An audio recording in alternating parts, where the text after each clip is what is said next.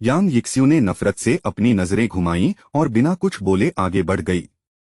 वो Jiang Liu का नाम भी दूसरों के सामने लेकर अपनी क्लास कम नहीं करना चाहती थी। होटल के वेटर ने झुककर उनके लिए एक बेहद आलीशान प्राइवेट कैबिन का दरवाजा खोला। वेटर यिक्स्यू ने हवा में अपनी उंगलियां चटकाते हुए उसे अकड़ से आवाज दी। बिना मेन्यू कार्ड को छुए उसने अपनी नजरें हवा में टिकाकर ऑर्डर देना शुरू किया। एक cheesy potato, 2 special fruit juice और 2 romantic French herb seared steaks medium rare. आपका ऑर्डर अभी आता है मैम, वेटर ने मुस्कुराते हुए मेन्यू समेटा और बाहर चला गया। कमरे का भारी दरवाजा बंद होते ही यिक्स्यू के चेहरे पर एक चालाक मुस्कान तैर गई। तो जियांग लियू आजकल कमा रहा है? कौन सी दुकान पर नौकर है वो? यिक्स्यू ने मेज पर हाथ रखकर अपने नए नए मैनिक्योर किए हुए नाखूनों को निहारना शुरू किया। तोंगतोंग ने अपनी छोटी पीठ सीधी की और मासूमियत भरी जिद से अपनी मां को देखा। मेरे डैडी की खुद की दुकान है, वो हर दिन तुमसे भी बहुत ज्यादा कमाते हैं। खुद की दुकान? कोई फुटपाथ पर रेडी वेडी लगाई है क्या? उसने यिक्स्यू जोर से हंस पड़ी। बिल्कुल नहीं, वो एक स्टीम्ड बन शॉप है, वहां पैर रखने की जगह नहीं होती। तोंगतोंग ने गर्व से अपनी नन्ही ठुड्डी ऊपर उठाई, उसकी आंखों में डैडी के लिए इज्जत थी।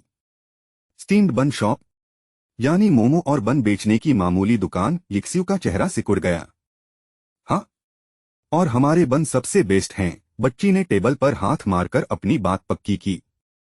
यिक्स्यू के हाथ हवा में रुक गए और फिर उसने मुंह पर हाथ रखकर ठहाका लगाया।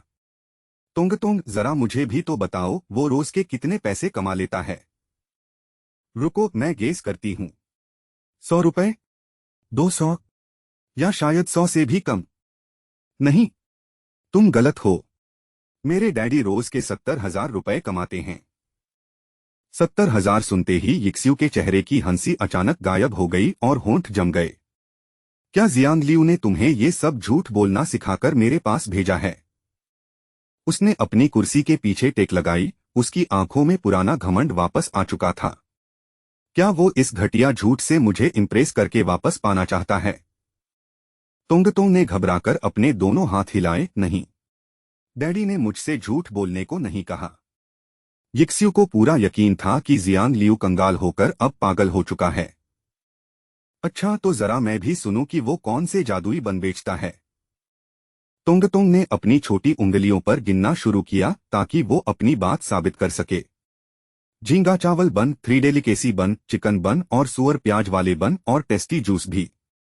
इस कचरे को बेचकर 70,000? तुम्हारे डैडी का दिमाग तो खराब नहीं हो गया? यिक्स्यू ने अपने सिर पर उंगली घुमाई, उसके चेहरे पर जियांग के लिए सिर्फ दया थी। अच्छा हुआ जो मैंने उस बेवकूफ से वक्त रहते तलाक ले लिया, वो सिर्फ ख्याली पुलाव पका सकता है।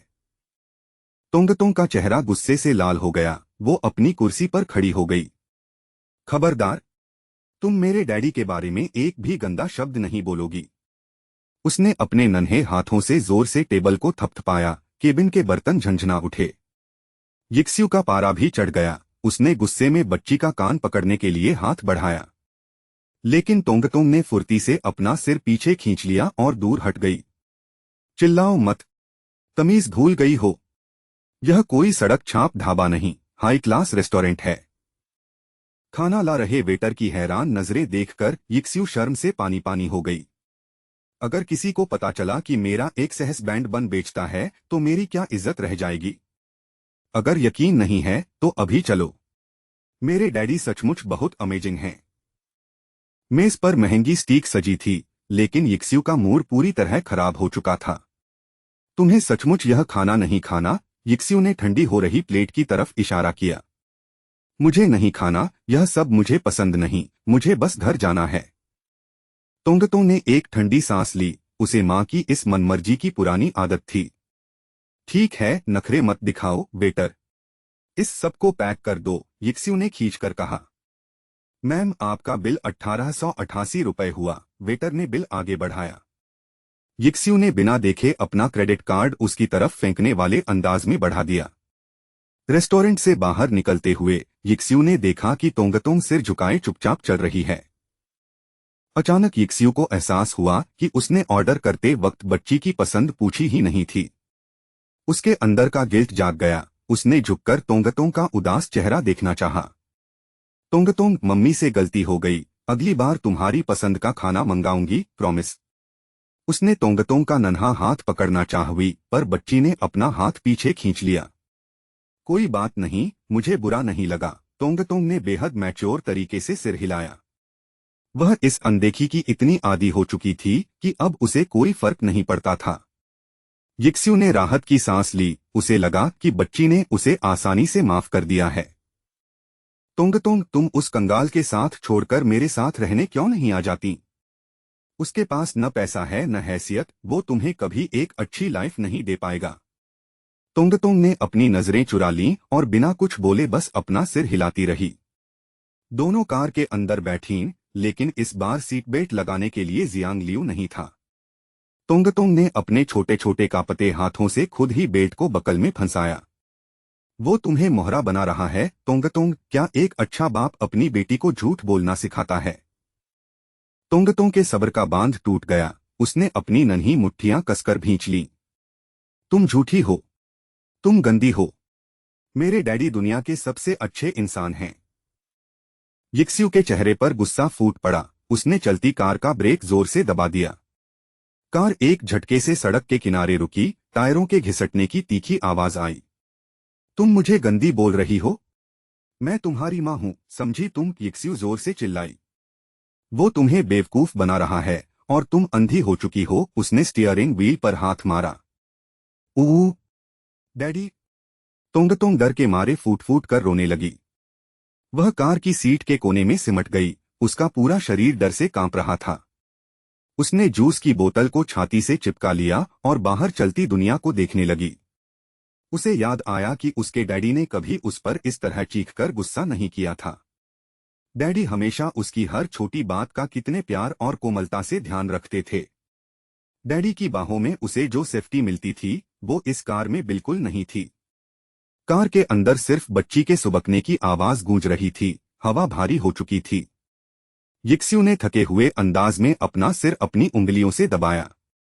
मैं साबित करके रहूंगी कि तुम्हारा वो मसीहा डैडी एक नंबर का धोखेबाज है। एक बार उसका पर्दाफाश हो जाए, फिर तुम्हें मेरे ही पास आना होगा।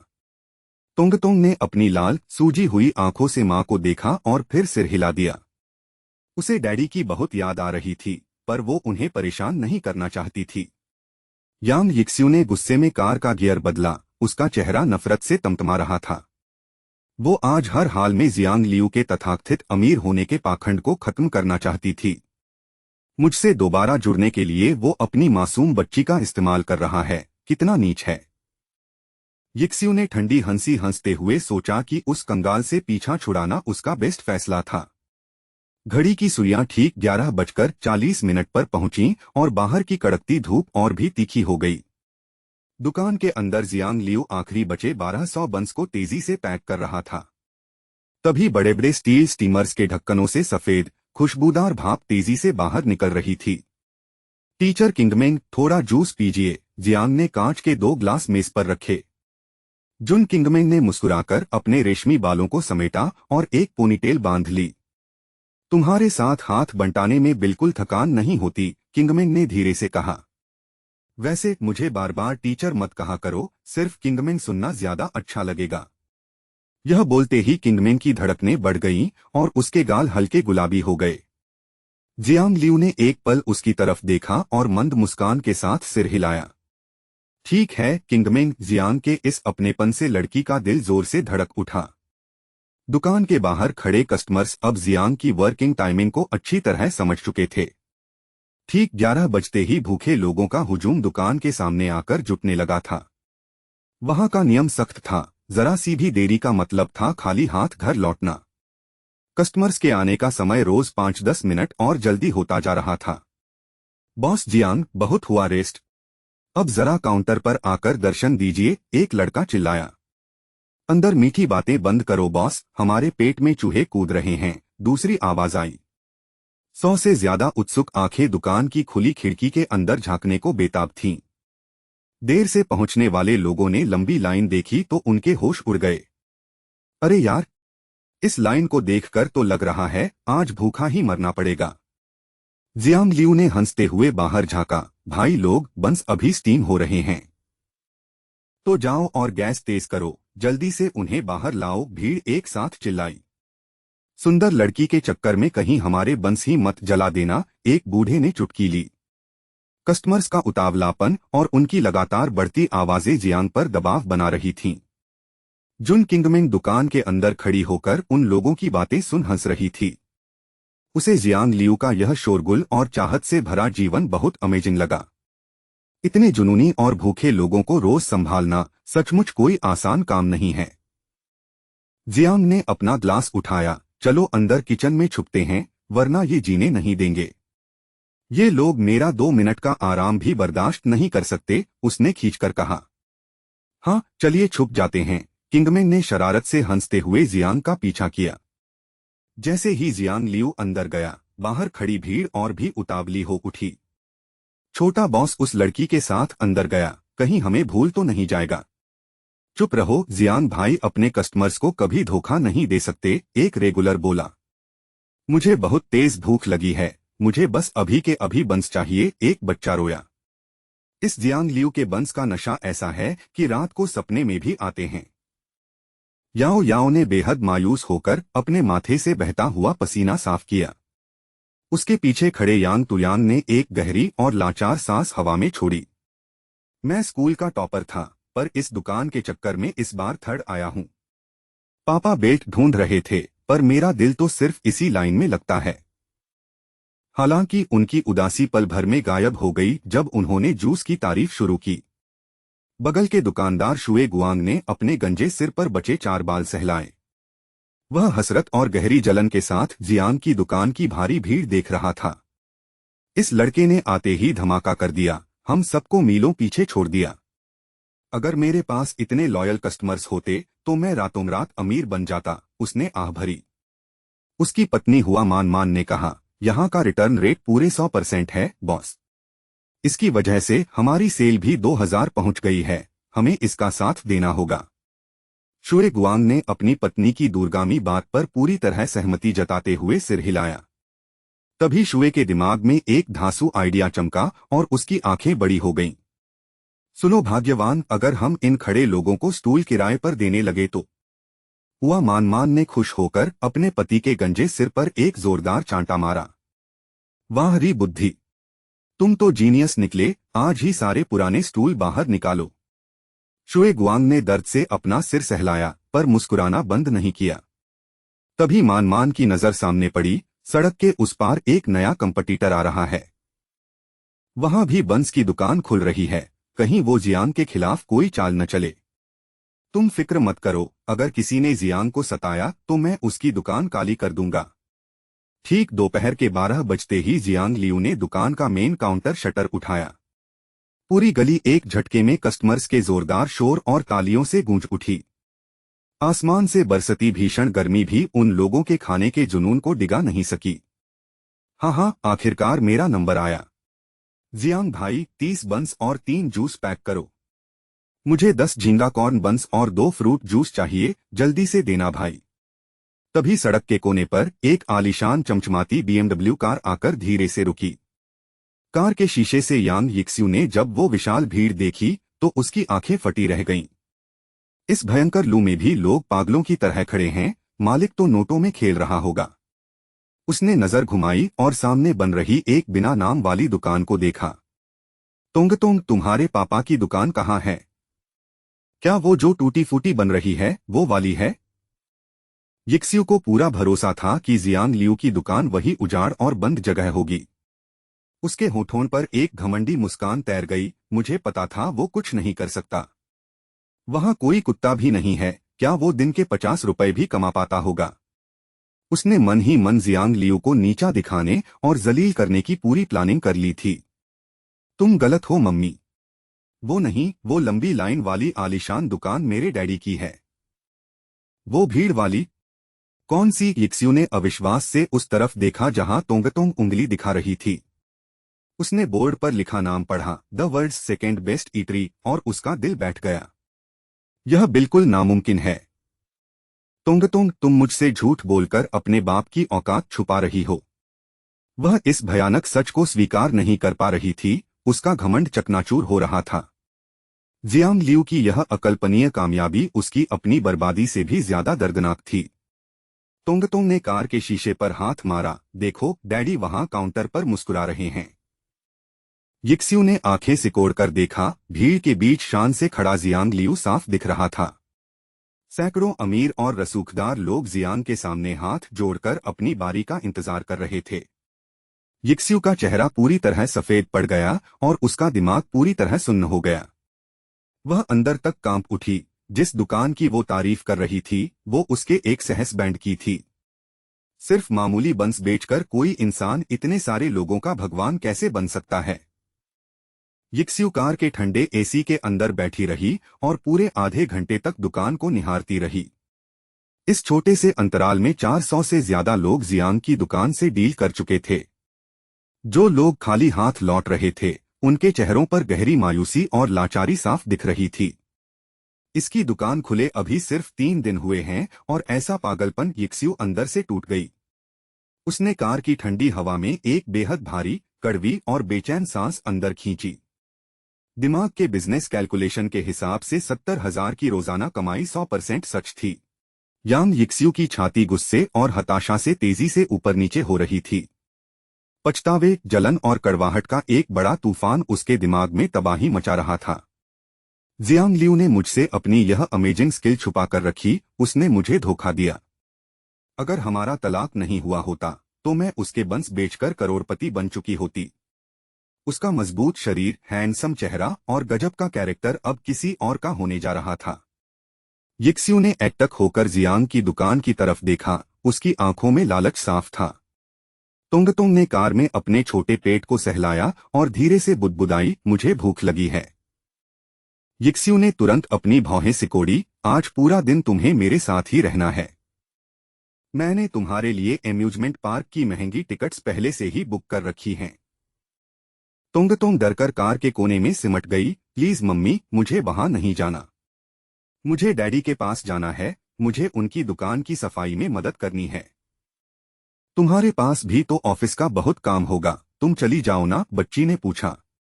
वह जियांग पर डिपेंड नहीं थी, बस अपनी मां के जहरीले बर्ताव से दूर भागना चाहती थी। यिक्स्यू का चेहरा अचानक काला पड़ गया। उसने अपनी बेटी को खूंखार नजरों से घूरा।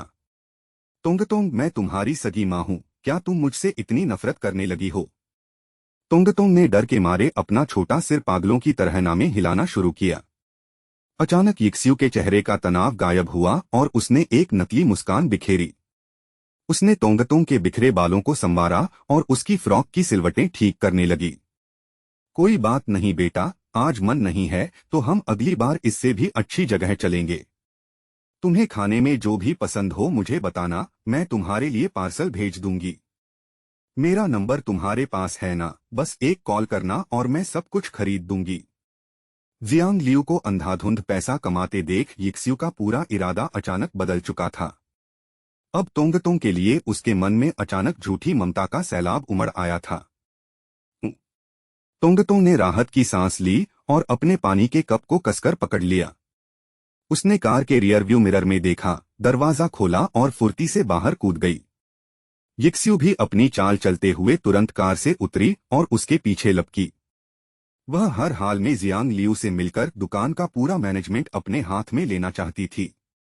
अगर जियांग मान गया तो मैं उसके साथ दोबारा रहने के बारे में सोच सकती हूँ। तोंगतोंग, आगे गाड़ियां आ रही हैं, चलो चुपचाप मम्मी का हाथ पकड़ो, उसने आवाज दी। तोंगतोंग ने अनसुना कर दिया और अपने कप को सीने से सटाकर आगे बढ़ती रही। तुम्हें सुनाई नहीं देता क्या जब मैं तुमसे बात कर रही हूँ? यिक्स्यू चिल्लाई। उसने 3 लंबे डग भरे, तोंगतोंग को पीछे से पकड़ा और उसके कपड़े कसकर खींच लिए। उसकी आंखों में साफ तौर पर एक खतरनाक और जानलेवा धमकी तैर रही थी। तभी वहां से गुजर रहे हुआंग युनफेंग और उसके 5-6 मजदूर साथियों की नजर उन पर पड़ी। तोंगतोंग, तुम यहाँ अकेली क्या कर रही हो? और यह औरत कौन है तुम्हारे साथ? अरे बच्ची, तुम रो क्यों रही हो?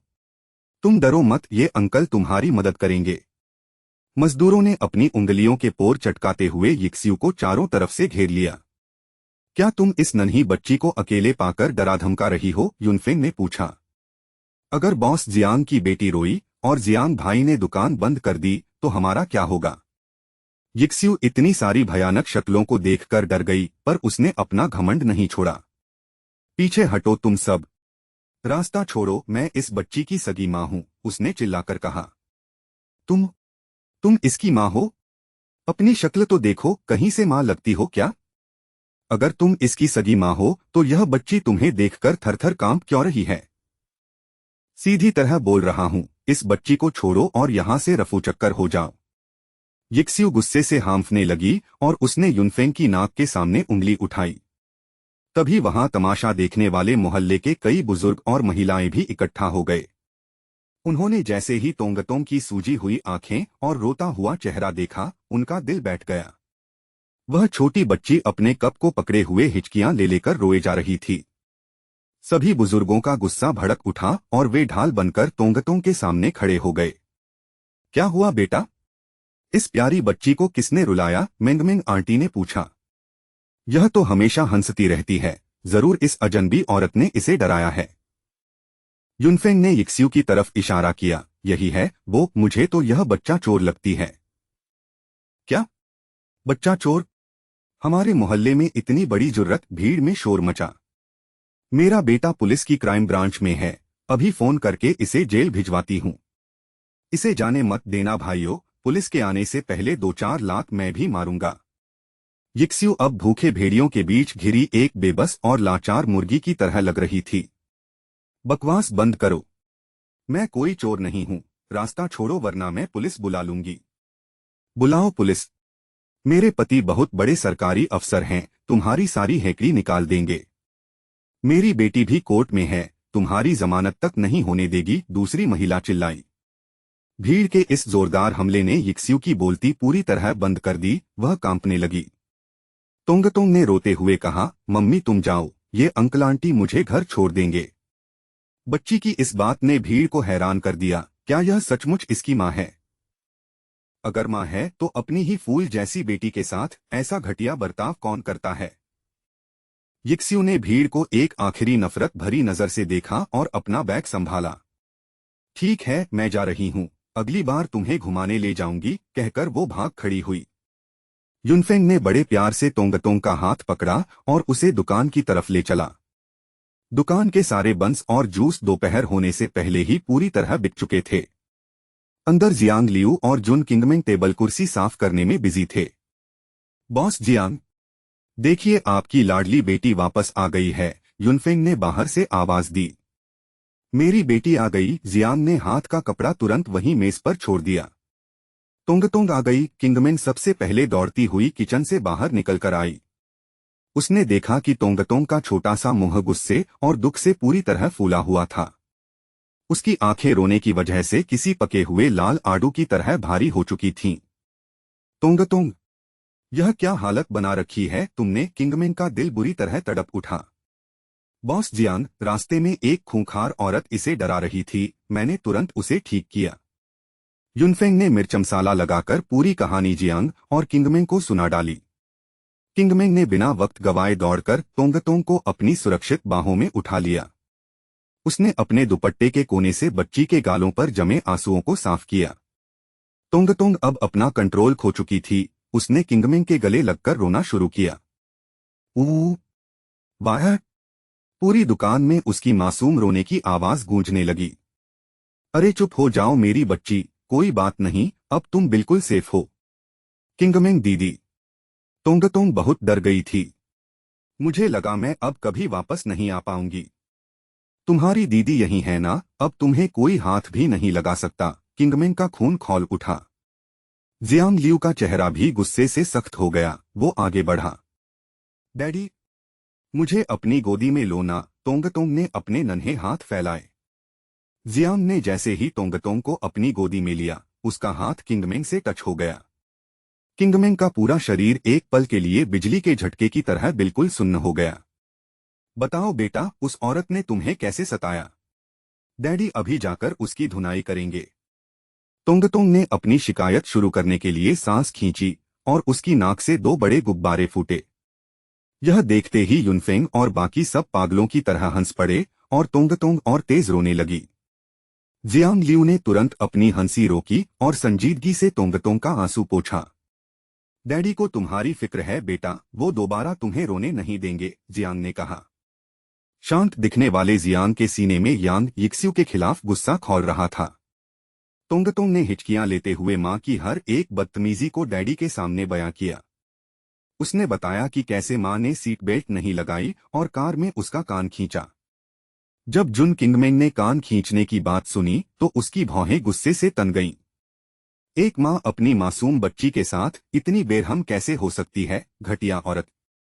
पूरी बात सुनकर जियांग लियू का चेहरा एकदम काला और भयानक पड़ गया था। डैडी, क्या मैं अब कभी उनके पास न जाऊं? तोंगतोंग ने बिलखते हुए पूछा। मम्मी के साथ आधा दिन बिताना आपके बिना 1 साल रहने जैसा दर्द देता है। अपनी फूल जैसी बेटी के मुंह से यह दर्द सुनकर जियांग का कलेजा फट गया। यिक्स्यू इतनी गिर जाएगी मैंने सोचा नहीं था, उसे जरा भी शर्म नहीं है। किंगमेंग ने भी गुस्से में सिर हिलाकर जियांग लियू की बात का समर्थन किया। जियांग ने फोन निकाला और यिक्स्यू को एक बेहद सख्त वार्निंग मैसेज टाइप किया। तोंगतोंग को दोबारा डराया तो कोर्ट जाकर तुम्हारे मिलने का हक हमेशा के लिए छीन लूंगा। सड़क किनारे खड़ी कार के अंदर मैसेज देखते ही यिक्स्यू गुस्से से पागल हो गई। मैंने उसे अच्छा खाना खिलाया, शॉपिंग कराई, फिर भी यह मुझे विलेन बना रहा है। तुम्हारी हिम्मत कैसे हुई मुझे वार्निंग देने की?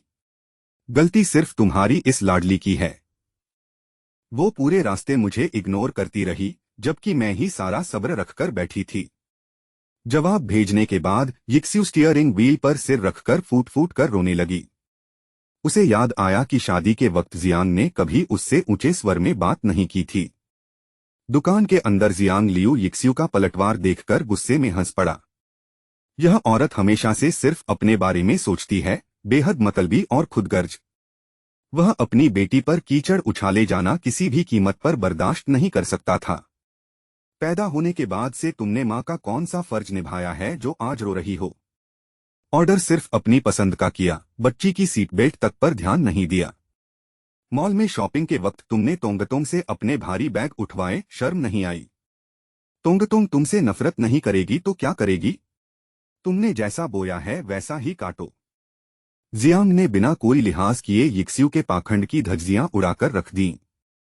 अगर जियांग ने बचपन से माँ बाप दोनों का फर्ज न निभाया होता तो बच्ची कब की मर चुकी होती। उसे याद आया जब वो नौकरी से लौटकर घर आया तो तोंगतोंग कच्ची गोभी चबा रही थी। उस दिन पूछने पर बच्ची सिर्फ रोई थी और यिक्स्यू उसे अकेला छोड़कर पार्टी में थी। मैसेज पढ़कर यिक्स्यू के आंसू थम गए और उसकी आंखें फटी की फटी रह गईं। वह जियांग लियू के इस बेबाक और सख्त लहजे को देखकर पूरी तरह सुन्न थी।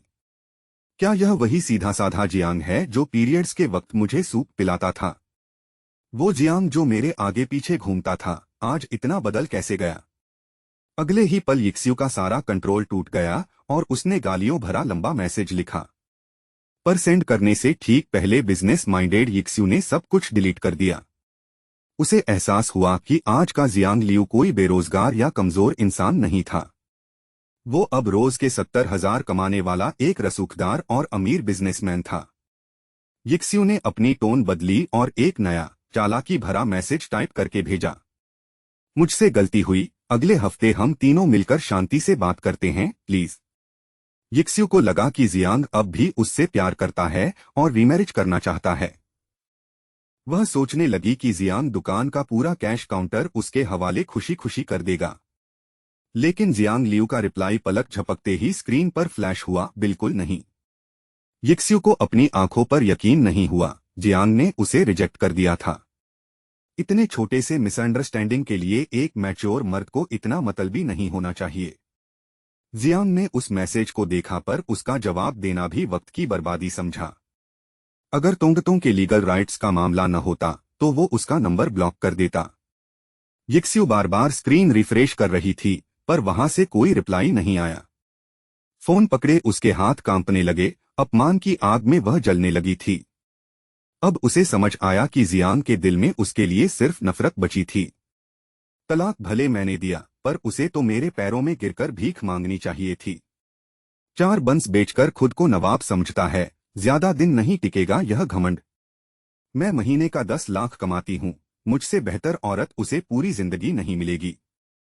यिक्स्यू ने खुद को झूठी तसल्ली दी और कार स्टार्ट करके वहां से निकल गई। उधर दुकान के बाहर भूखे कस्टमर्स शटर आधा गिरा देखकर भड़क रहे थे। भाई रोज का यही नाटक है, इतनी जल्दी बंस खत्म कैसे हो जाते हैं। शाम को 4 बजे आऊंगा, देखता हूं कौन सा साला मुझसे आगे लाइन लगाता है।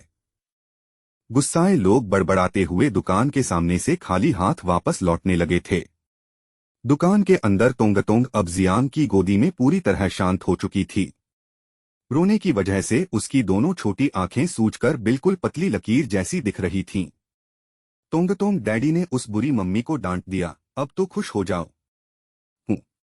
बस थोड़ी सी उदासी बाकी है, बच्ची ने अपनी 2 नन्ही उंगलियां मिलाकर दिखाईं।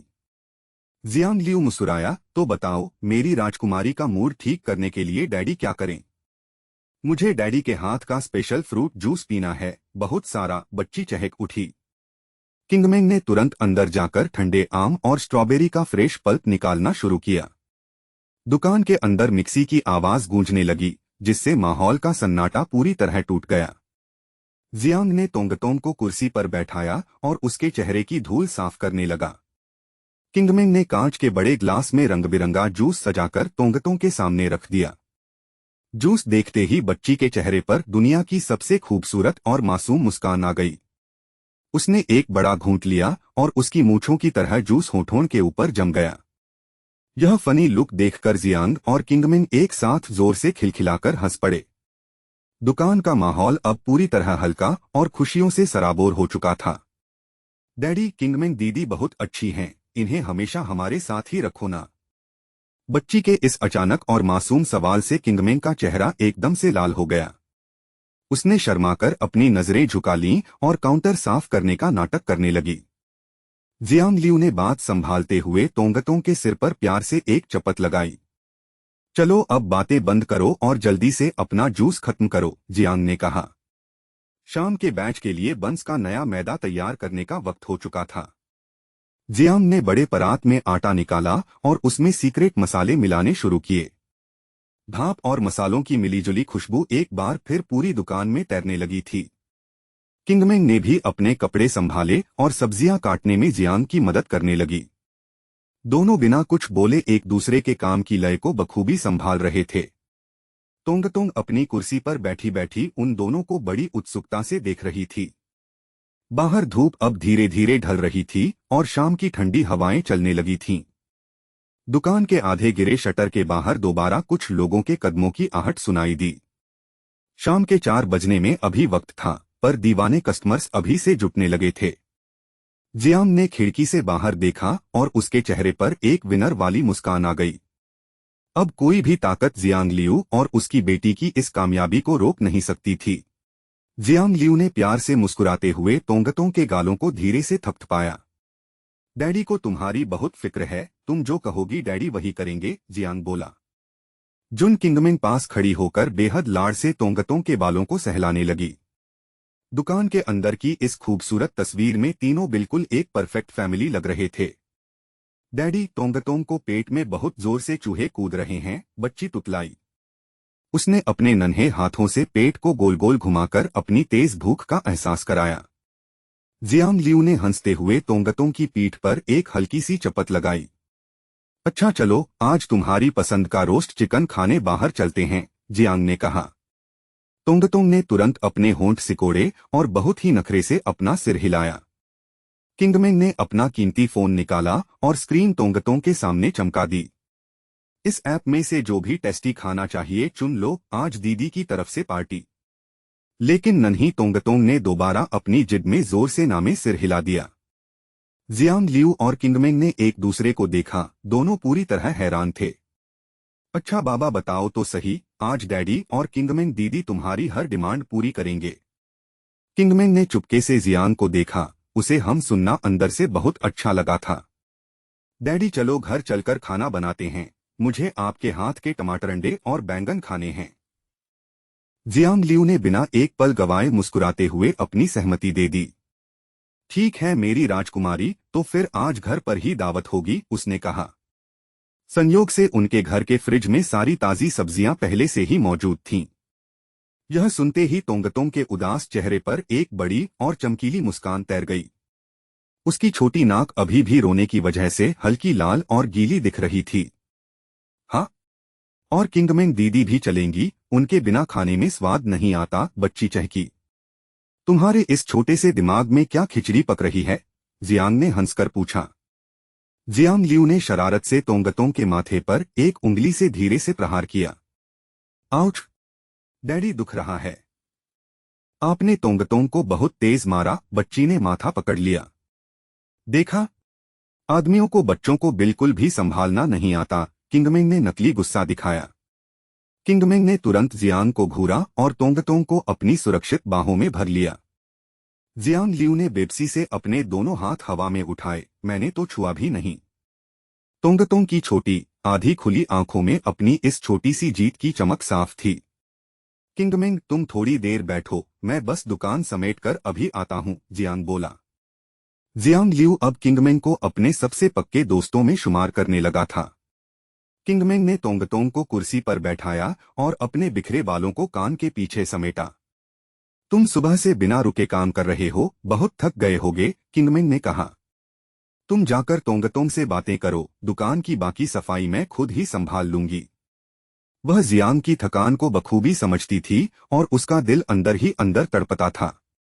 तोंगतोंग की छोटी आंखें यह सुनते ही शरारत से पूरी तरह चमक उठीं। डैडी, आप किंगमेंग दीदी के साथ मिलकर काम करो, मैं यहाँ बैठकर सुपरवाइज करूंगी। दोनों बड़े एक साथ हंस पड़े। जियांग ने किंगमेंग के चेहरे की तरफ देखा। किंगमेंग अचानक घबरा गई और उसने शर्माकर अपनी फ्रॉक की सिलवटें सीधी करना शुरू किया। काउंटर की रोशनी में उसके साफ और खूबसूरत पैर बेहद चमकदार दिख रहे थे। ठीक 10 मिनट बाद पूरी दुकान का कोना कोना चमक उठा और शटर गिर गया। चलो, अब हम सब मिलकर अपने प्यारे घर वापस जा रहे हैं, तोंगतोंग चिल्लाई। तोंगतोंग आज अपने साथ दो बड़े बड़े दोस्तों को घर लेकर जा रही है। उन तीनों में किंगमेंग की दबी मुस्कान के मुकाबले तोंगतोंग सबसे ज्यादा एक्साइटेड थी। जियांग लियू ने राहत की सांस ली, उसकी प्यारी और चुलबुली बेटी वापस आ चुकी थी। दुकान से बाहर निकलते ही दोपहर की कड़कड़ाती धूप ने उनके चेहरों को छुआ। सड़क इतनी गर्म थी कि तोंगतोंग के पैर पड़ते ही वह जोर से उछल पड़ी। जियांग ने तुरंत अपनी बड़ी छतरी निकाली और किंगमेंग के हाथों में थमा दी। तुम दोनों इसे लगा लो, वरना इस तेज धूप में स्किन खराब हो जाएगी। नहीं डैडी, हम तीनों इस एक ही छतरी के नीचे चलेंगे, तोंगतोंग ने जिद की। किंगमेंग ने भी जोर दिया, अगर तुम धूप में चलोगे तो मैं भी छतरी नहीं खोलूंगी। दोनों की इस प्यारी जिद के आगे जियांग लियू को आखिर में घुटने टेकने पड़े। उसे अपनी फिक्र नहीं थी, पर उन दोनों की नाजुक त्वचा धूप से झुलस सकती थी।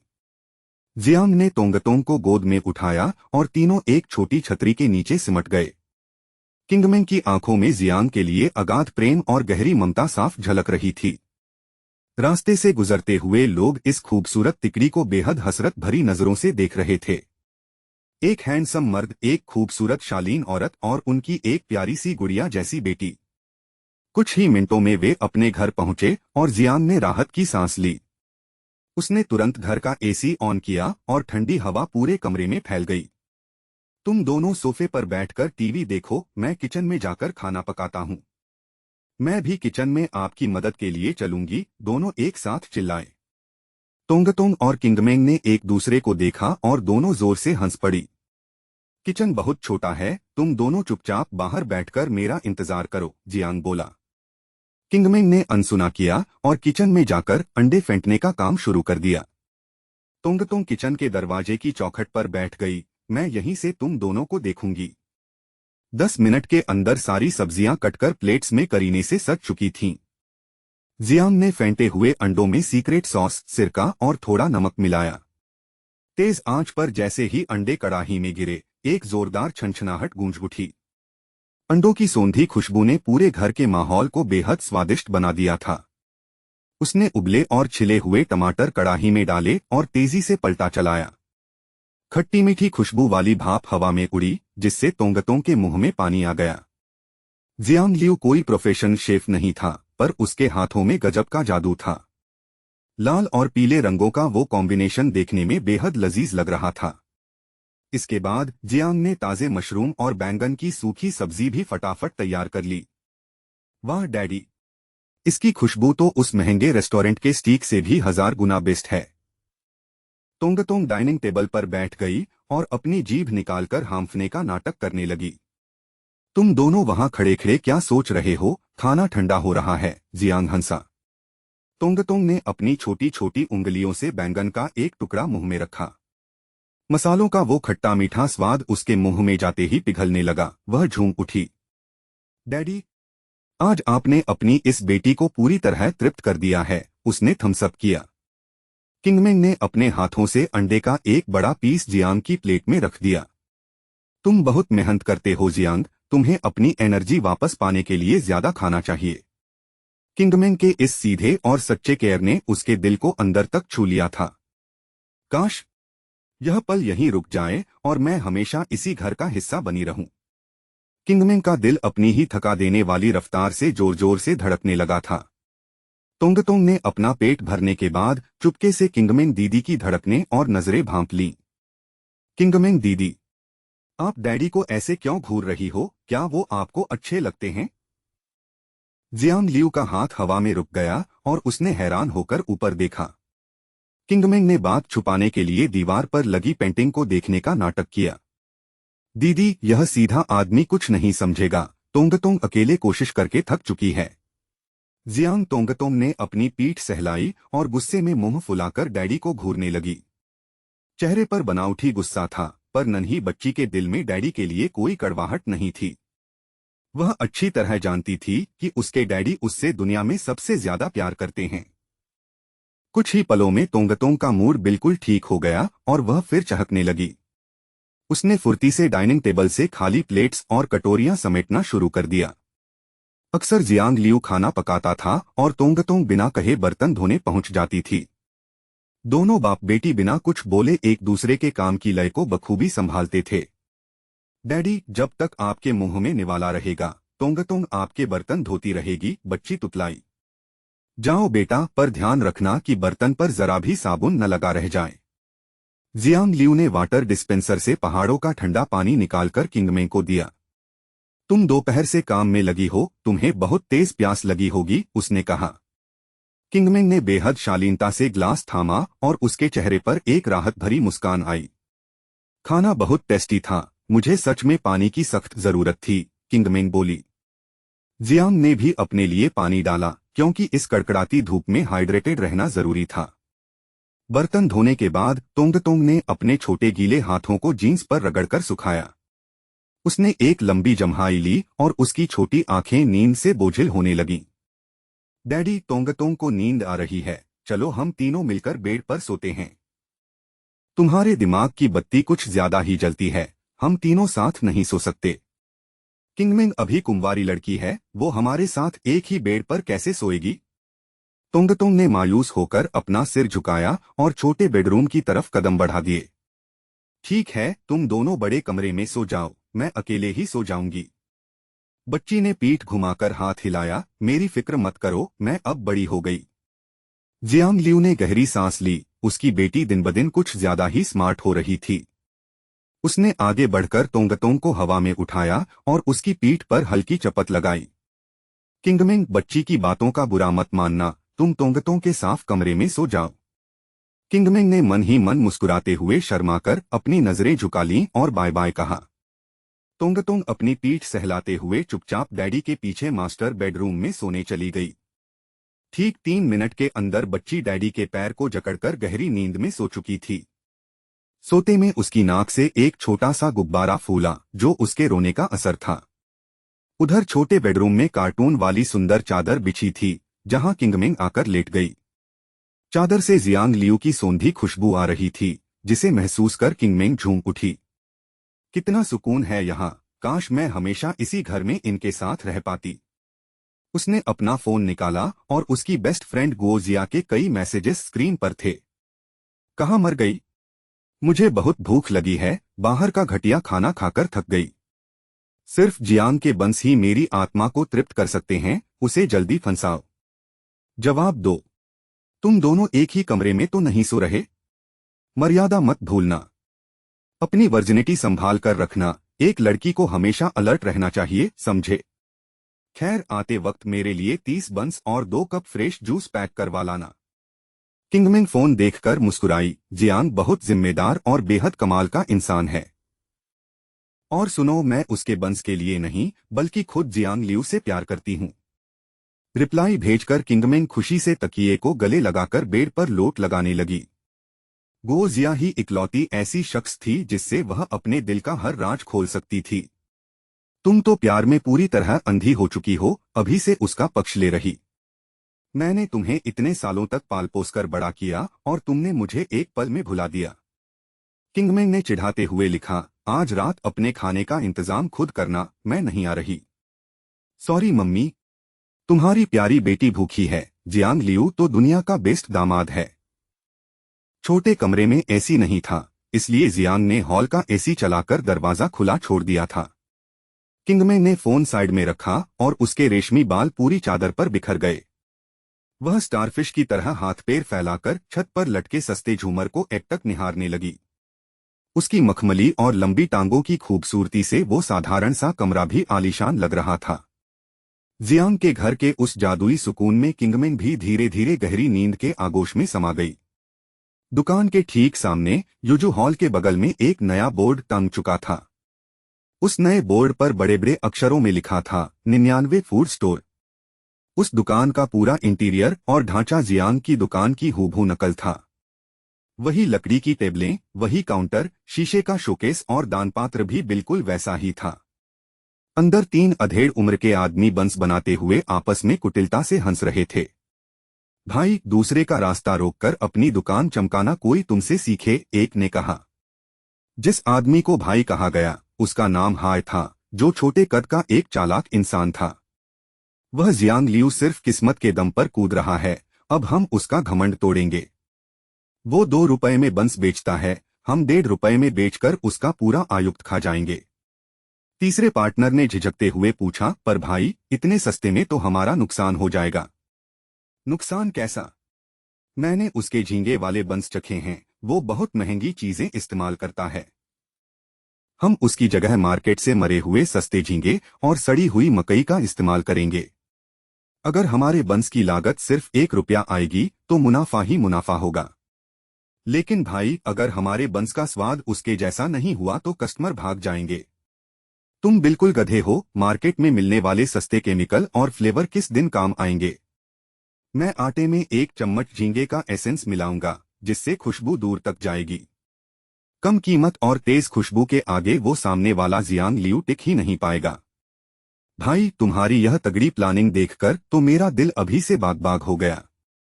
3 दिन के अंदर उसके आधे से ज्यादा ग्राहक हमारी दुकान के बाहर लाइन लगाएंगे।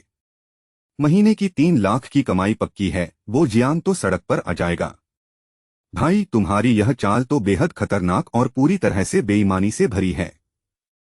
अगर वो जियांग लियू सदमे से मर गया तो हमें पाप तो नहीं लगेगा ना? तीनों पार्टनर इस घटिया मजाक पर पेट पकड़कर पागलों की तरह हंसने लगे।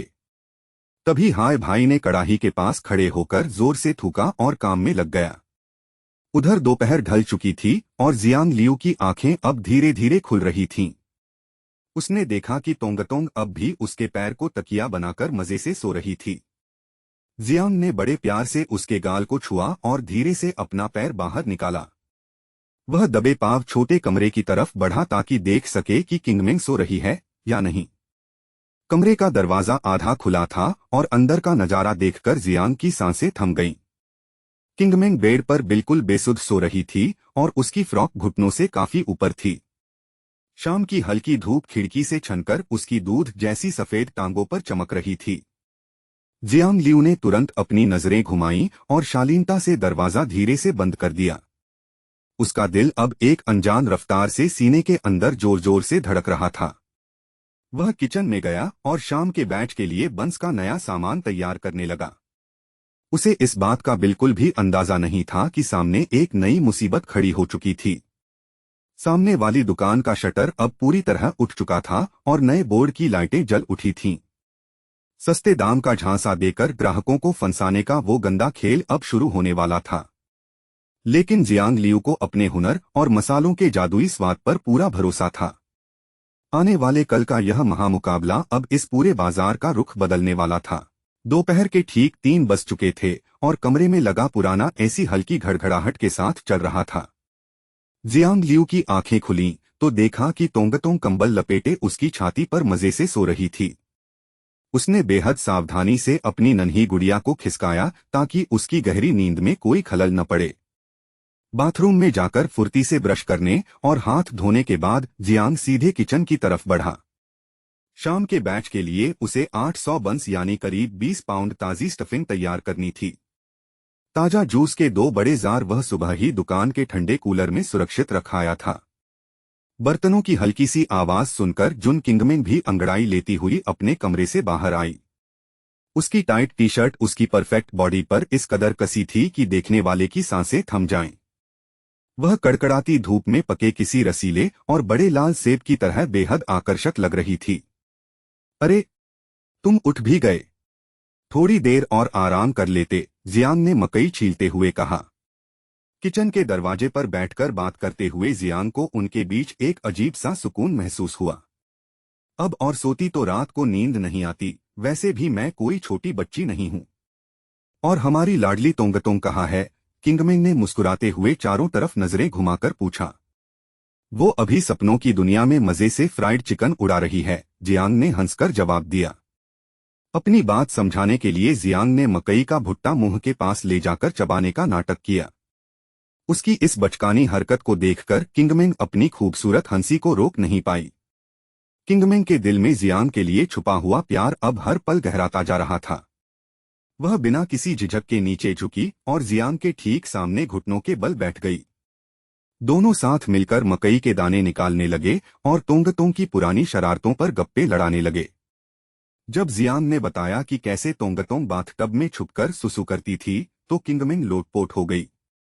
उसका खिलखिलाकर हंसना ऐसा था जैसे तपती धूप में कोई खूबसूरत लाल गुलाब अचानक खिल उठा हो। किंगमिन शॉर्ट स्कर्ट पहनकर ठीक सामने बैठी थी, जिससे जियांग की हालत बेहद पतली हो रही थी। नीचे झुकते ही किंगमिन के नेकलाइन से उसकी गहरी और गोरी दांव वैली साफ दिखाई दे रही थी। इतनी मैच्योर होने के बाद भी यह लड़की इतनी कातिलाना और चुलबुली ड्रेस कैसे पहन लेती है? जियांग, क्या तुम्हें नदी किनारे बैठकर मछलियां पकड़ना पसंद है? किंगमिन ने अचानक उसकी आंखों में झांका। ठीक ठाक है, तोंगतोंग को इसका बहुत क्रेज है, इसलिए मैं उसे कई बार ले जा चुका हूं। तो फिर क्या ख्याल है, आज रात हम सब मिलकर नाइट फिशिंग के लिए चलें? किंगमिन की चमकीली आंखों में इस बहाने जियांग के साथ वक्त बिताने की साफ चाहत दिख रही थी। मछली पकड़ना तो बस एक बहाना था, असल में वो जियांग के और करीब आना चाहती थी।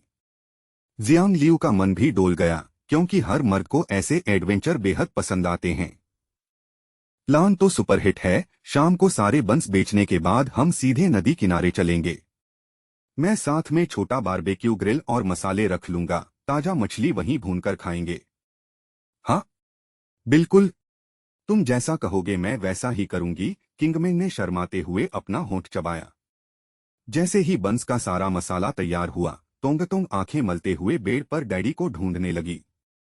डैडी, डैडी, तुम कहाँ चले गए? तोंगतोंग को अकेला छोड़ दिया, बच्ची ने रोनी सूरत बनाई। नींद से उठते ही इस छोटी बच्ची को हमेशा डैडी से दूर होने का एक अनजाना डर सताता था। मेरी जान, मैं यहीं बाहर किचन में हूँ, रोते नहीं हैं, जियांग ने जोर से आवाज दी। तोंगतोंग घिसटते हुए बाहर आई और रोतलू चेहरा बनाकर अपनी दोनों नन्ही बाहें फैला दी। डैडी, पहले तोंगतोंग को अपनी गोदी में उठाओ और प्यार करो, उसने जिद की। जियांग ने हंसते हुए उसे हवा में उछाला और उसकी पीठ पर एक लाडली चपत जमा दी। बच्ची ने तुरंत डैडी के गाल पर एक जोरदार और गीला चुंबन चिपका दिया। मुआ, यह डैडी का इनाम है, और किंगमिन दीदी तुम भी जल्दी से यहाँ आओ। तोंगतोंग ने किंगमिन के गोरे गाल पर भी पप्पी ली, दीदी के गालों से तो मस्त खुशबू आ रही। अच्छा, तो इसका मतलब तुम्हारे इस डैडी के बदन से बदबू आती है? जियांग ने नाटक किया। हाँ हाँ हाँ, देखो तो सही किंगमिन दीदी, हमारे डैडी को हमसे कितनी भयंकर जलन हो रही है। कमरे के सुनहरे कोने में उन तीनों का यह प्यार भरा नजारा किसी ब्लॉकबस्टर फिल्म जैसा था। तभी जियांग और किंगमेंग की नजरें मिलीं और किंगमेंग ने शर्माकर अपना चेहरा दूसरी तरफ घुमा लिया। शाम के ठीक 4 बजते ही तीनों अपनी दुकान की तरफ रवाना होने के लिए तैयार हो गए। मसाले का वजन ज्यादा नहीं था, इसलिए जियांग ने इस बार अपनी पुरानी साइकिल घर पर ही छोड़ दी। बिना कार के बहुत आफत होती है, कल या परसों शोरूम जाकर एक बढ़िया गाड़ी खरीदनी ही पड़ेगी। 4 बजे की धूप अब उतनी कातिल नहीं थी, आसमान में हल्की गुलाबी और सुनहरी रंगत बिखर चुकी थी। तीनों इमारतों की ठंडी छाव से होते हुए कुछ ही मिनटों में अपनी दुकान के सामने पहुंच गए। वहां का नजारा देखकर उनके होश उड़ गए। बूढ़े और जवान ग्राहकों की एक लंबी फौज खड़ी थी। तकरीबन 50 से ज्यादा लोग कतार में थे और 2 दीवानों ने तो बीच सड़क पर टेंट ही गाड़ दिया था।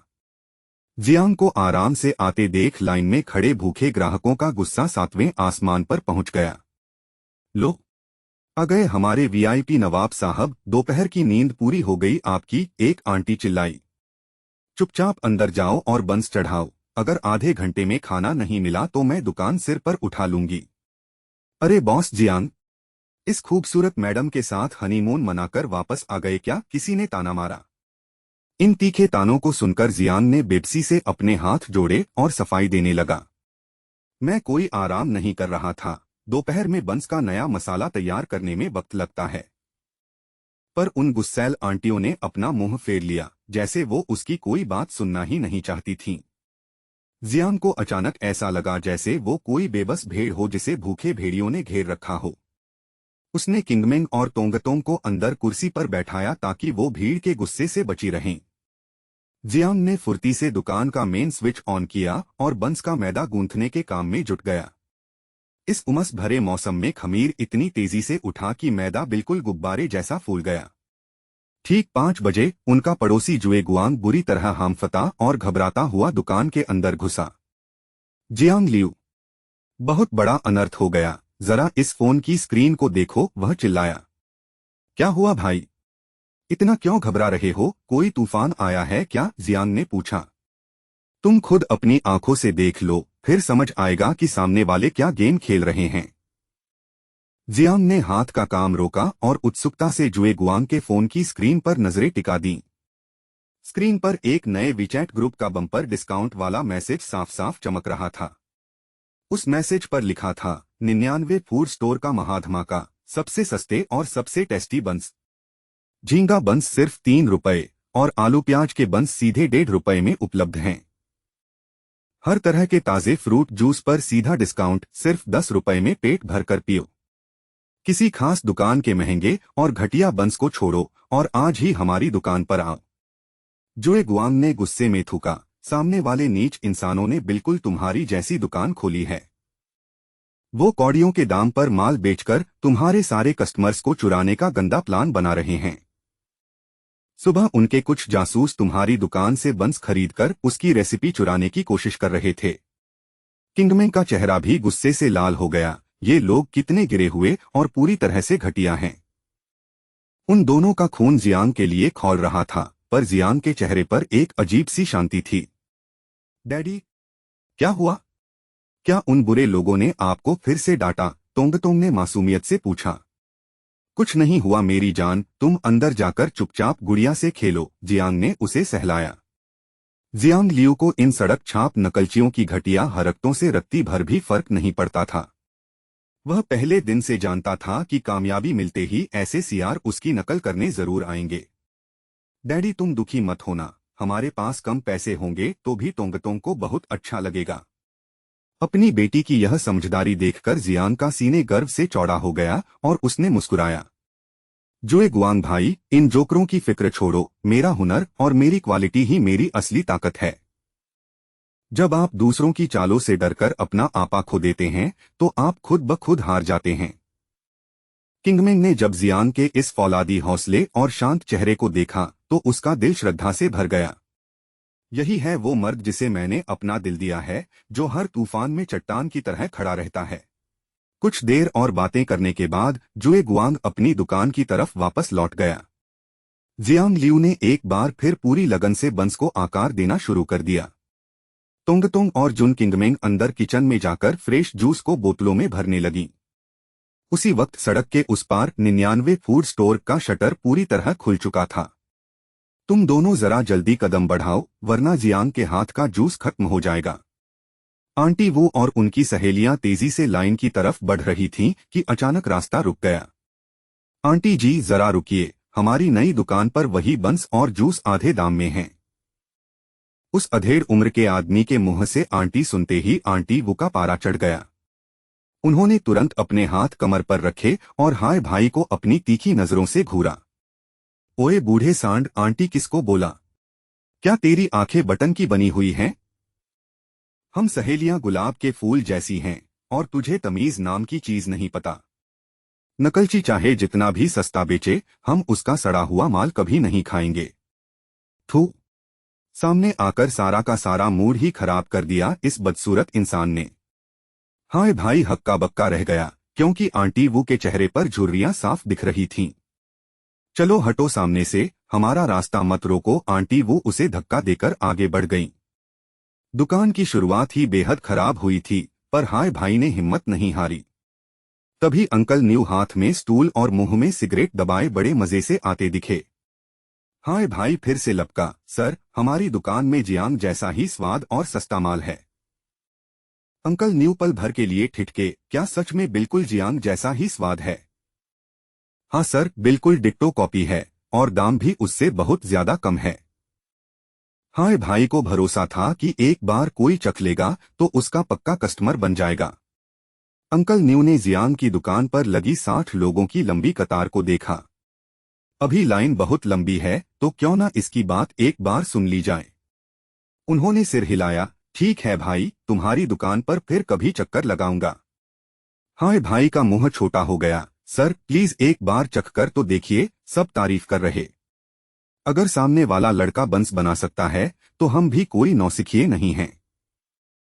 अंकल न्यू ने सिगरेट की राख झाड़ी, तुम सिर्फ बड़ी बड़ी बातें करना जानते हो, काम नहीं। बंस के मामले में हमारे भाई जियांग का मुकाबला पूरी दुनिया में कोई नहीं कर सकता। इतना कहकर उन्होंने अपना स्टूल उठाया और चुपचाप जियांग की लंबी लाइन में जाकर खड़े हो गए। अंकल न्यू 60 साल की उम्र पार कर चुके थे और धोखेबाजों को पहचानना अच्छे से जानते थे। जियांग जैसे ईमानदार और स्वादिष्ट बंस मिलना उनकी जिंदगी की सबसे बड़ी खुशकिस्मती थी। अब अचानक कोई ऐरा गैरा आकर दावा कर रहा था कि वो जियांग की बराबरी कर सकता है। यह सिर्फ एक घटिया और बेहद नाकाम नकल के अलावा और कुछ भी नहीं था। 10 मिनट बीत चुके थे और हाय भाई अपमान का घूंट पीकर बोर्ड पकड़े खड़ा था। वह जिसे भी अपनी दुकान पर बुलाने की कोशिश करता, उसे सिर्फ दुत्कार ही मिलती। ग्राहक जियांग की तारीफों के पुल बांधते और हाय भाई को 2-4 बातें सुनाकर चले जाते। इस जियांग ने इन लोगों पर कौन सा जादू टोना कर रखा है जो सब उसके वफादार हैं? शाम के 5:45 बजे जियांग की दुकान की भीड़ 99 फूड स्टोर तक पहुंच गई। जब भी कोई सुनता कि यह जियांग की नकल है तो वो नफरत से थूककर आगे बढ़ जाता। इस लगातार होती बेइज्जती ने उन तीनों पार्टनर के खून को खौलाकर रख दिया था। हाय भाई, आखिर यह क्या हो रहा है? हमारी दुकान पर एक भी चूहा क्यों नहीं आ रहा? इतनी जल्दी हिम्मत मत हारो, यह तो बस शुरुआत है, हमारा माल कोई खराब नहीं है। मार्केट में नाम बनाने में थोड़ा वक्त लगता है, हमें बस सही मौके का इंतजार करना होगा। हाय भाई की इस खोखली तसल्ली से बाकी दोनों पार्टनर्स के दिल को थोड़ा सुकून मिला। उसी समय दफ्तरों की छुट्टी हुई और सड़क पर कामकाजी लोगों की भीड़ बढ़ने लगी। तभी हाय भाई की दुकान पर चश्मा पहने एक दफ्तर का बाबू आकर रुक गया। क्या तुम्हारे बंस का स्वाद सच में सामने वाली दुकान के बंस जैसा ही लाजवाब है? मैं सीना ठोककर गारंटी देता हूं साहब, सारा सामान बिल्कुल वैसा ही फ्रेश इस्तेमाल किया है। क्या सच कह रहे हो? मुझे बेवकूफ बनाकर कोई घटिया माल तो नहीं थमा दोगे? हम यहाँ धंधा करने बैठे हैं भाई साहब, ईमानदारी ही हमारे बिजनेस का सबसे पहला नियम है। चश्मे वाले बाबू ने थोड़ा सोचा, ठीक है, पहले टेस्ट करने के लिए 2 बंस दे दो। वह असल में जियांग के यहाँ जाना चाहता था, पर वहां की भीड़ देखकर उसकी हिम्मत टूट गई थी। इसलिए उसने सोचा कि भूख मिटाने के लिए इस नई दुकान को ही एक मौका दे दिया जाए। सिर्फ 2 ही क्यों साहब? हमारे पास बंस का भरपूर स्टॉक है, कोई लिमिट नहीं है।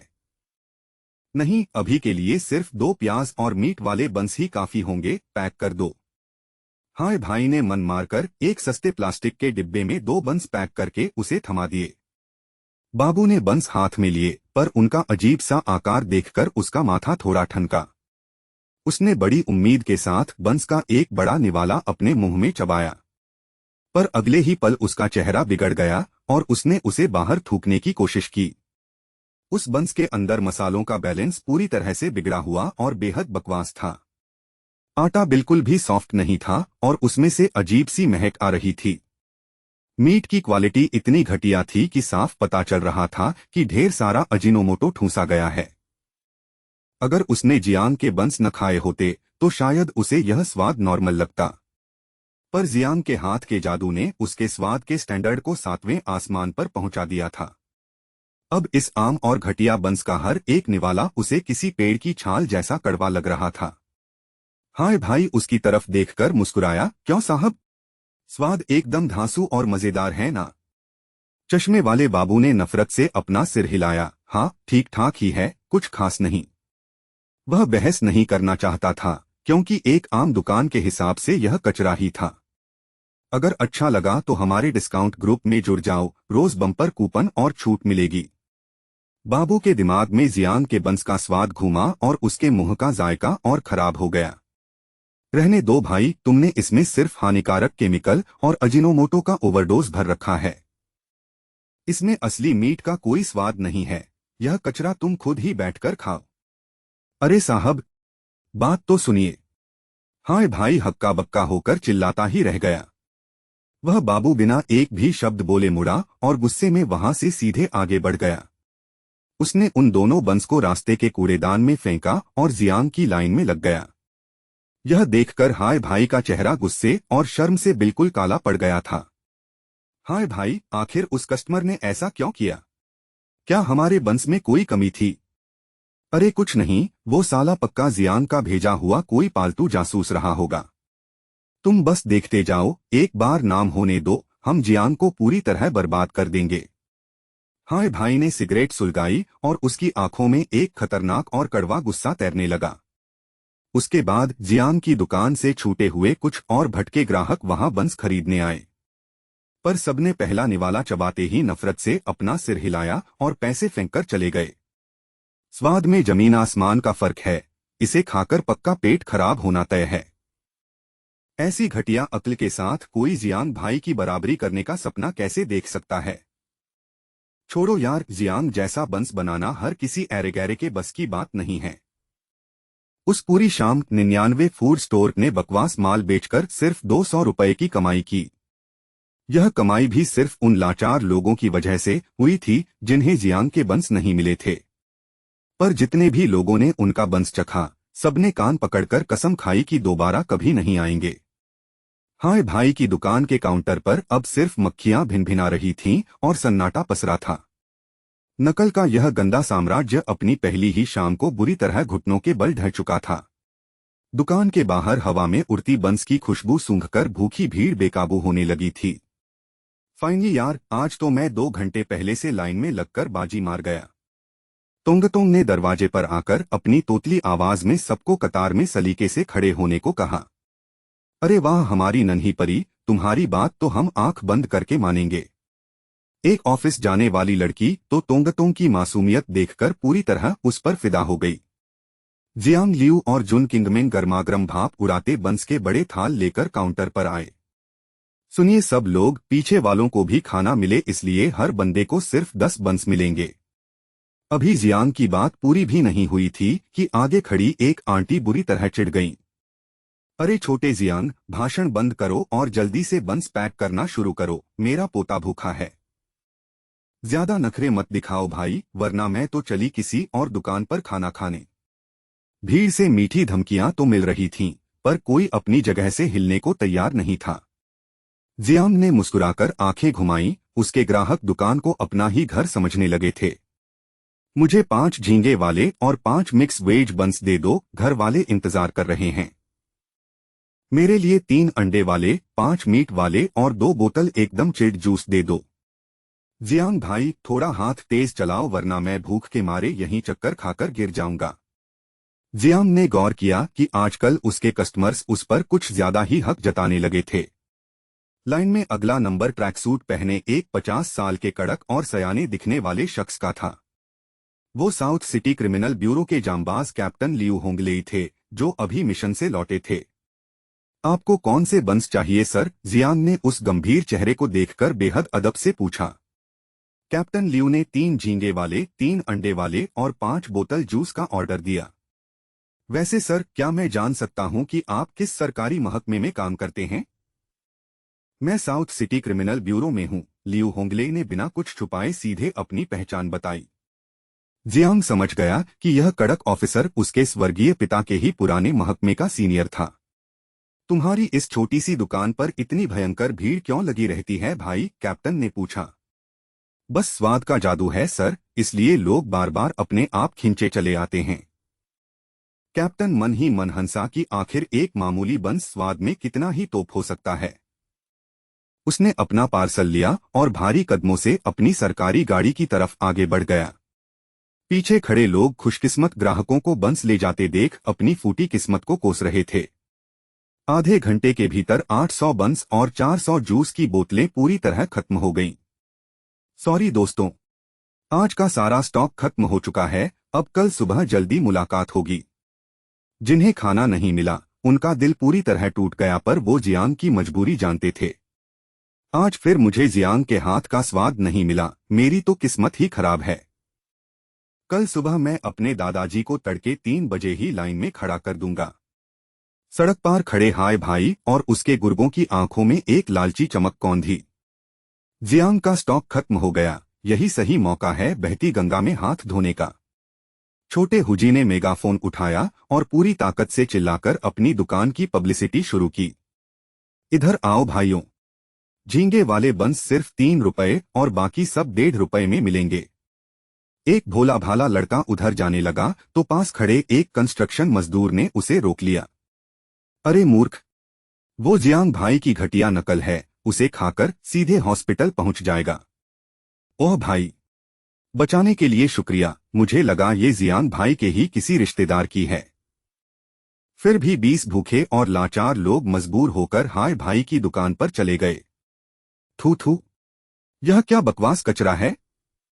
इस झींगे से इतनी सड़ी हुई बदबू आ रही है। एक ग्राहक ने बंस थूका। बूढ़े लोग सच कहते थे कि नकल कभी असल नहीं हो सकती। चलो यहां से, जियांग भाई के लाजवाब बंस का मुकाबला यह सड़क छाप कचरा कभी नहीं कर सकता।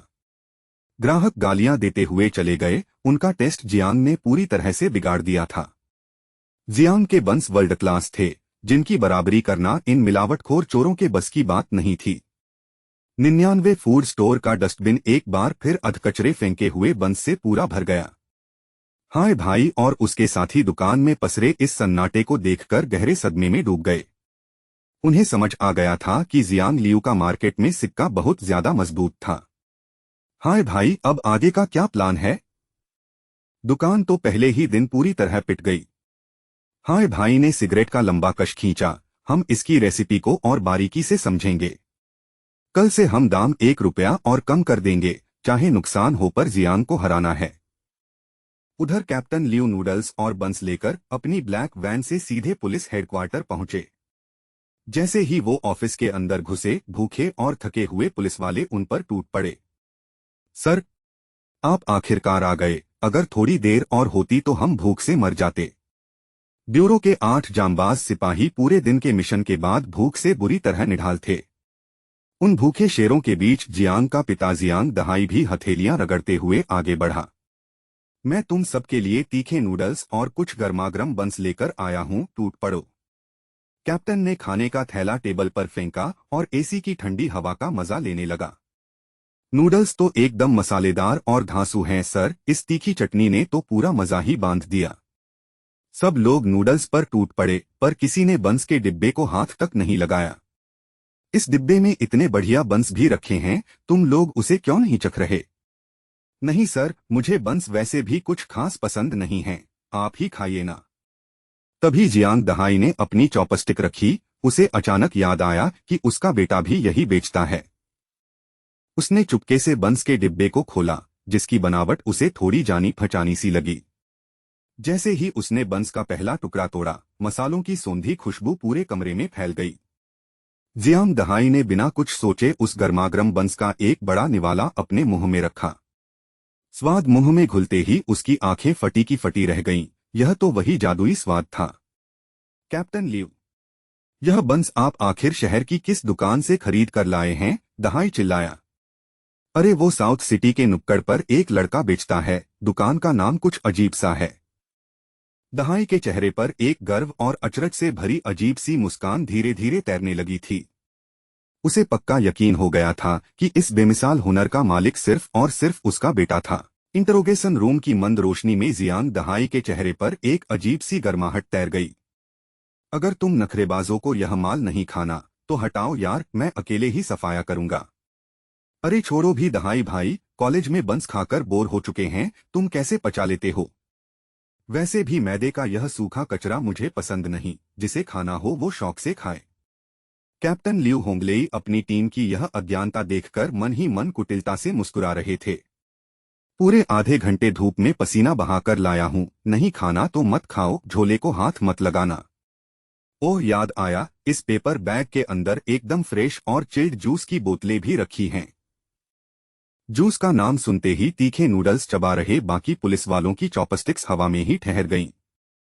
जूस तो बहुत सही चीज है यार, पर सिर्फ 5 बोतलें ही क्यों लेकर आए सर? कैप्टन लियू ने कॉलर ऊंची की। सॉरी लड़कों, वहां इस वीआईपी जूस की भयंकर राशनिंग चल रही थी। वाह भाई वाह, हमारे कैप्टन साहब तो आज पूरे नवाबों वाले तेवर दिखा रहे हैं।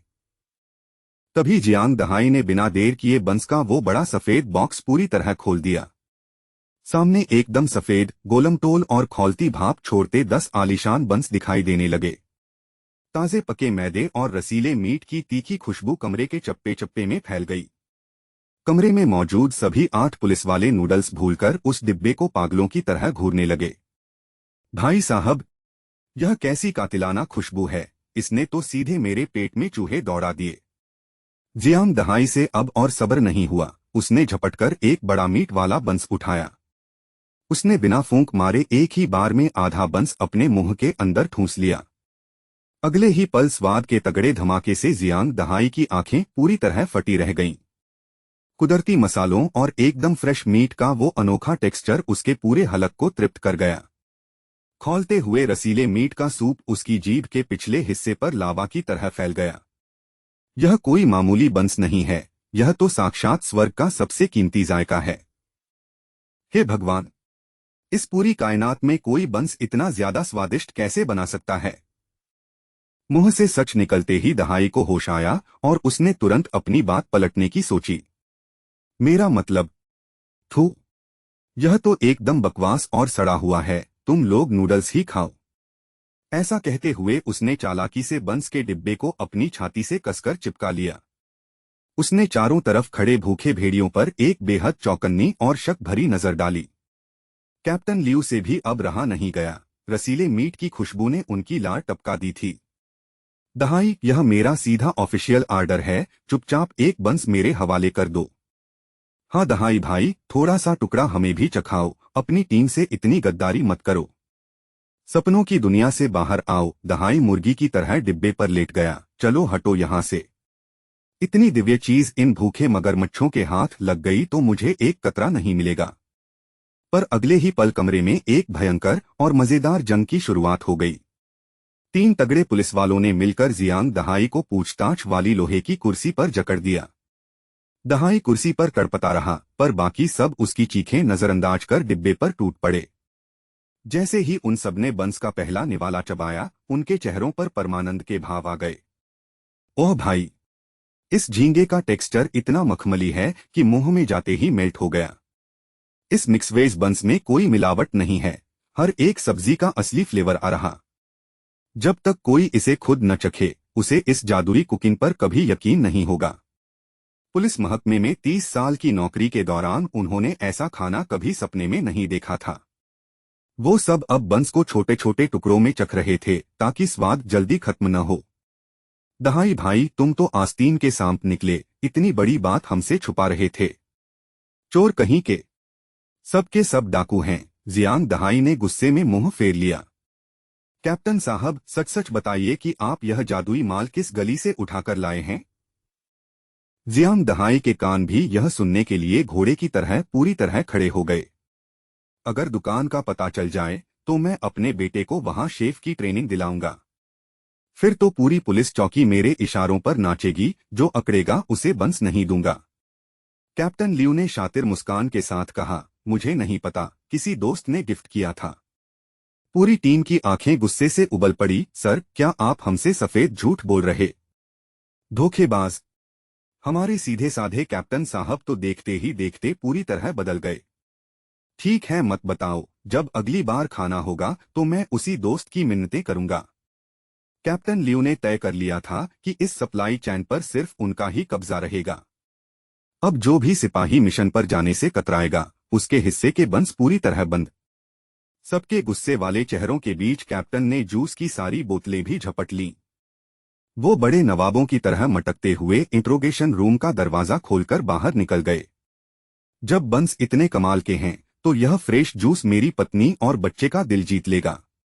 तभी अचानक कैप्टन के दिमाग में उस दुकान वाले नौजवान जियांग लियू का चेहरा कौंधा। अजीब बात है, उस लड़के की शक्ल इस बुढ़े जियांग दहाई से इतनी क्यों मिलती है? उधर दुकान के काउंटर पर बैठी जुन किंगमिंग आखिरी कस्टमर को देखकर मीठा मुस्कुराई। सॉरी सर, जूस और बंस पूरी तरह बिक चुके हैं, कल सुबह जल्दी पधारिएगा। दुकान के बंद शटर के पीछे जियांग लियू आज की कुल कमाई का हिसाब जोड़ रहा था। आज का नेट प्रॉफिट लगभग 72,000 रुपए था, जो कल के मुकाबले काफी ज्यादा था। उसके बैंक अकाउंट का टोटल बैलेंस अब 1,95,000 रुपए पार कर चुका था। गवर्नमेंट एल्बम स्क्रीन पर उसके कुल पेज पॉइंट्स अब पूरे 21,000 दिख रहे थे। लेकिन एल्बम का तीसरा पन्ना अभी भी लॉक था, जिससे जियांग को थोड़ी मायूसी हुई। किंगमिन और नन्ही तोंगतोंग पूरे जोश के साथ दुकान के फर्श पर पोछा लगा रही थीं। दोनों ने मिलकर जियांग को कुर्सी पर धकेल दिया और खुद सारा काम अपने हाथ में लिया। जियांग को पहली बार महसूस हुआ कि वह किसी भरे पूरे सुखी परिवार का मुखिया बन चुका है। अरे हाँ, मैं कल अपने नए जूस का विज्ञापन इंटरनेट पर पोस्ट करना तो बिल्कुल भूल ही गया। उसने फोन अनलॉक किया तो देखा कि उसके चाचा ने बिजनेस लाइसेंस और सारे परमिट बनवा दिए थे। जियांग ने कोई फालतू बात न करते हुए सीधे 3,000 रुपए चाचा के अकाउंट में ट्रांसफर किए। तभी उसने अपना सोशल मीडिया अकाउंट खोला और वहां 999 प्लस नोटिफिकेशंस देखकर उसके होश उड़ गए। सिर्फ कुछ ही दिनों के अंदर उसके फॉलोअर्स की संख्या हजारों का आंकड़ा पार कर चुकी थी। इनबॉक्स ग्राहकों के मैसेजेस से पूरी तरह भरा पड़ा था। कोई उसे अपना पर्सनल शेफ बनाना चाहता था। जियांग ने काउंटर पर रखे जूस की एक बेहद साधारण सी फोटो खींची और इंटरनेट पर डाल दी। कैप्शन में लिखा, नया प्रोडक्ट, बिना किसी मिलावट के, सेहत और शुद्धता की पक्की गारंटी। पोस्ट लाइव होते ही उसके दीवाने ग्राहकों ने कमेंट्स की पूरी बौछार कर दी। बॉस जियांग, मुझे लगा तुम इस दुनिया से चल बसे, चलो जिंदा रहने की खुशी में एक लाइक। अरे ओ नवाब, जूस हम 2 दिन पहले पी चुके हैं, तुम्हारा विज्ञापन अब सोकर उठ रहा। इतना वर्ल्ड क्लास जूस और फोटो ऐसी खींची है जैसे सड़क किनारे मिलने वाला 3 रुपए का माल। ऊपर कमेंट करने वाले भाई, थोड़ा अदब से बात करो वरना जियांग भाई तुम्हें ब्लैकलिस्ट कर देंगे। शाम के 6:30 बज चुके थे। ढलते सूरज की नारंगी रोशनी दुकान के शीशों पर तैर रही थी। जियांग ने फोन लॉक किया और एक गहरी, सुकून भरी सांस लेकर कुर्सी की बैक पर सिर टिका दिया।